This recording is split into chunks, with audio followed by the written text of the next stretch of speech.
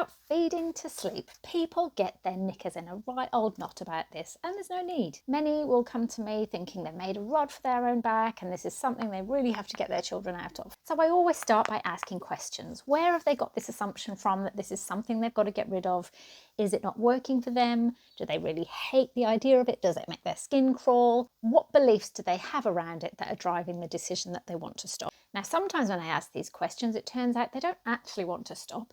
It's working for them, their babies or toddlers are going to sleep really quickly and they quite enjoy it. It's often other people that have put the thought in their mind that it's a bad habit and they should think about scrapping. Now, the one piece of reassurance that I always offer to people is, look, in my experience, easing away from feeding to sleep, be it at naps or be it at bedtime, is always easier as little ones get older. Now, don't shoot me. I'm sure there's people out there that go, Katie, that's absolute rubbish. It's much easier when babies are little. I disagree.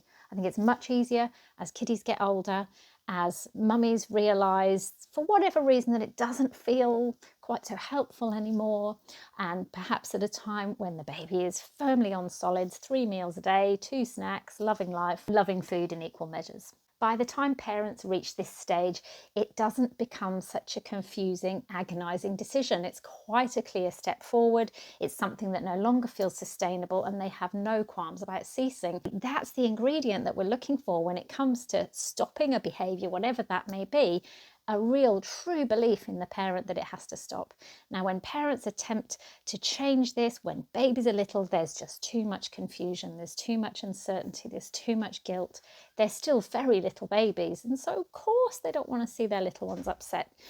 But when these little ones become toddlers and you find they get upset about things like, or you gave them the yellow cup and they wanted the blue cup. Their banana snapped in half and they want a whole banana. They chuck an absolute mental because you've got to leave the park. You know, by then you're no stranger to these strong feelings and you get the practice for easing your child through their frustrations, letting the frustrations flow and drift away.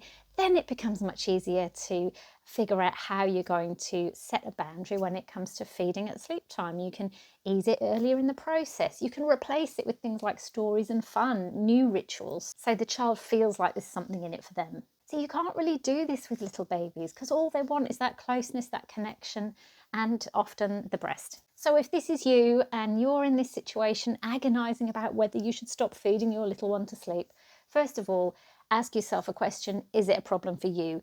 Is it a problem for your baby? Because if everybody is sleeping well and happy, then from my point of view, you are doing a great job. We can cross this bridge later. It's not a problem you have to overcome now.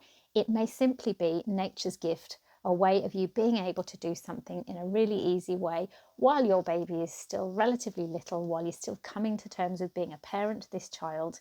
Honestly, there is no rush. If you have any questions at all, please leave them in the comments below.